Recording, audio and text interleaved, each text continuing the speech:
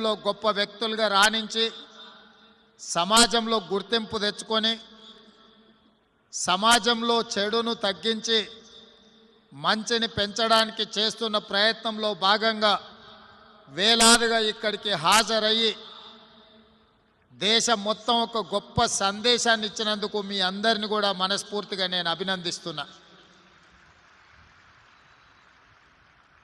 ఇంతకుముందు డాక్టర్ సతీష్ గారు చెప్పినట్టు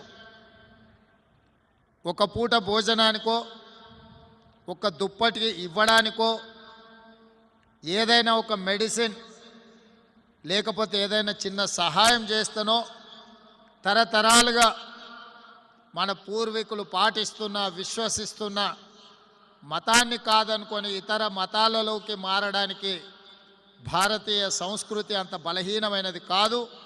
మా సోదరులు అంత స్వార్థపరులు కూడా కాదు.